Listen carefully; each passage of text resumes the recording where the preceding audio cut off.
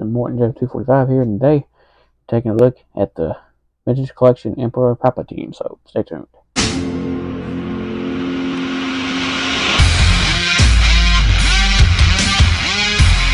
Okay, so I'm decided to do my first Vintage Collection review. Well, actually, I did do a Star Wars, like, Evolution on the 30th Corner Stormtrooper, but that really wasn't a review, so today I decided to review, the old Emperor Palpatine here, and I do have some other versions here to show you. So when we do a comparison time, I can create other versions of this figure that were made in the past. So let's start with his accessories. Well, before we get into accessories, I do need to say I do have his packaging, but unfortunately I don't know where it's at. It's somewhere deep down in storage, and I don't know exactly where to look for it, so that's why I can't show it in the video. So the first accessory is his very weird and crooked, walking cane, as you can see. And you see, it's kind of made out of like a glossy black plastic, as you can see. And which, in the movie he doesn't actually need a cane. It's to, make him appear as he's elderly, even though he actually isn't. But he can hold on to the cane like so. And it's kind of a little bit loose in his hands. And it does touch the ground, unlike the Black Series figure, which I do not have. But that was always a big problem with the Black Series figure. The cane didn't touch the ground. But this one actually does, so that's a fix of that problem. So the last two accessories are his alternate hands here with, the force lightning on the fingertips. And you can see these look really cool. And, they interchange pretty easily. You just take, I think this is the right hand, make sure you got the right side. Pull the hand out like so. And you just replace it with the lightning hand. And as you can see, now that looks really, really cool, like in the movie. So for articulation, Palpatine has a ball jointed head, which, with the hood on, it's hard to turn it, but, you pull the hood off, and as you can see, it's a little stiff, but, it turns. The hood is removable, by the way. I'll get into that in a little bit of a minute, but so he's got a, a hinge at the elbow. It's kind of hard to see because it's a cloak. Here he's got a hinge at his shoulder and his elbow. This one's a little stiff. I don't want to force it and snap his arm off because I had a G.I. Joe figure problem with that. And he's got a turn at the waist there, and he's got a bend at the knee, thigh articulation, and ankle swivel, and a hinge at the ankle. No ankle pivot, though. Now, here is the face of Palpatine himself, and as you can see, it looks like it did in the movie when he's shooting Luke with the Force Lightning in Revenge of the Jedi. Return of the Jedi. And you can see the hood is a plastic hood, which I'm glad, because, in the past they tried to use, fabric, cloth good hoods and stuff, and it just didn't sit down the head right. It floated way up high. It didn't work very good.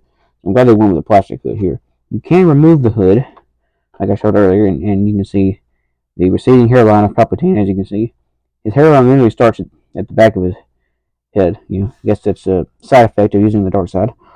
And as you can see, he's very old and wrinkly, and the dark side has distorted his features a lot. Apparently he's been using the dark side for many years.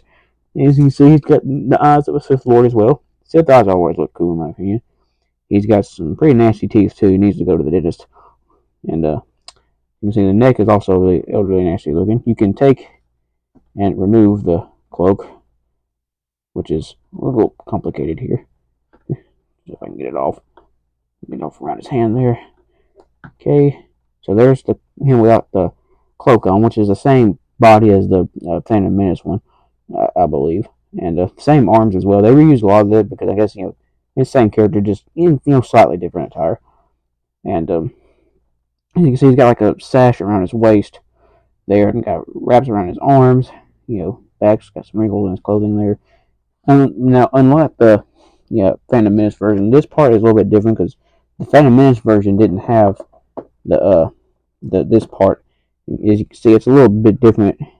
It's got a different waist piece and different sash. So, but the legs underneath here are the same as the Phantom Menace figure. Just I don't see any differences between those in paint wise, but still, pretty cool figure. For some customization options, there's a couple different hoods.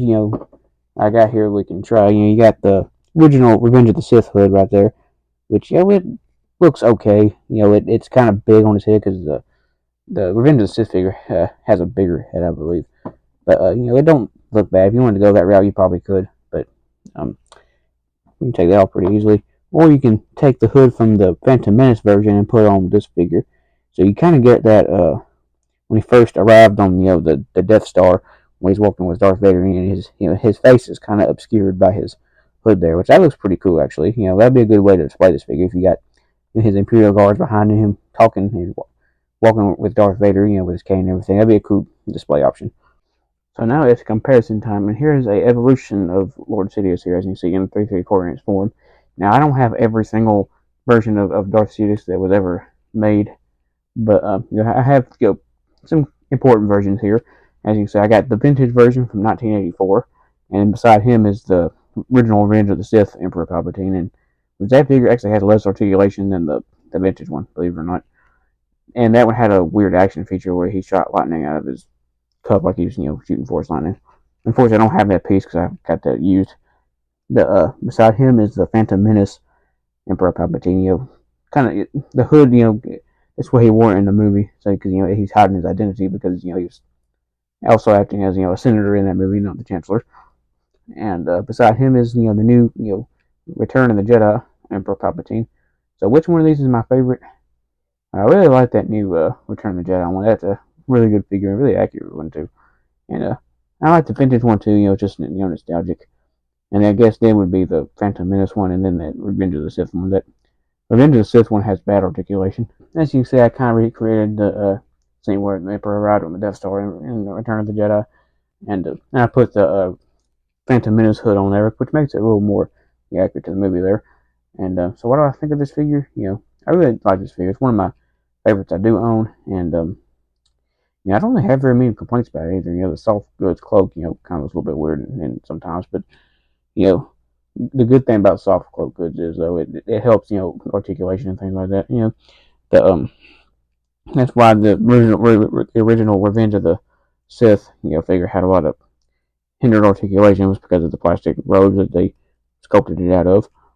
But so I do highly recommend this figure, and give me a thumbs up to help me a lot, and don't forget to hit the subscribe button.